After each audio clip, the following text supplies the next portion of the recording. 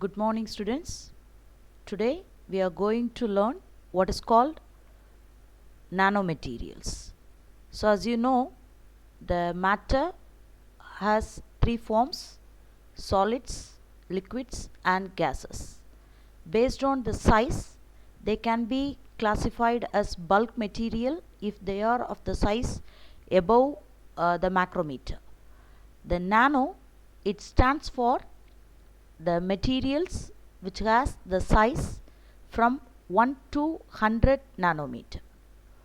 What are nanometers? 1 nanometer is equal to 10 raised to minus 9 meter. 1 billionth of meter is called nanomaterials. So how we can size this nano? If you consider an atom which is a fundamental of matter, it is approximately of the size of 0.1 nanometer. If you take the DNA, which is a double helical structure, the width of DNA is approximately 2 nanometer wide. If you take a protein molecule, the length of the protein molecule is approximately 10 nanometer.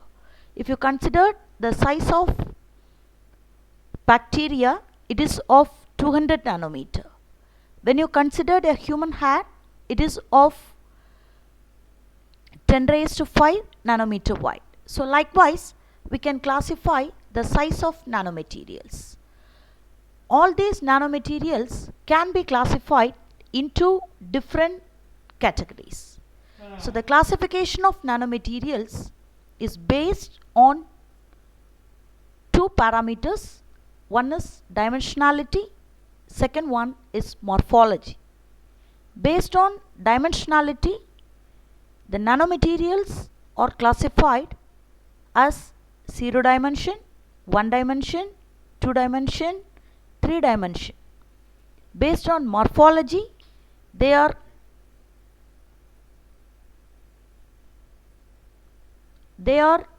classified as flatness, sphericity and aspect ratio. So these are the classification, and according to the state which it exists, these are called as isometric, inhomogeneous, dispersed, suspension and agglomerate. And based on the chemical composition, the nanomaterials are further be classified into various sections. So what is the advantage of using these nanoparticles when compared with the bulk material? They have large surface to volume ratio, high percentage of atoms or molecules are available on the surface, so they have highly chemically active. Surface forces are very important since most of the atoms or molecules are available on the surface with the dangling bonds, they are readily active. The metal nanoparticles have unique light scattering properties, so they exhibit plasmon resonance. Semiconductor nanoparticles may exhibit confined energy states in their electronic band structure. All these nanomaterials have unique physical and chemical properties and the same size scale as many biological structures. So these unique characteristics make use of these nanoparticles in different fields of science and technology. Thank you.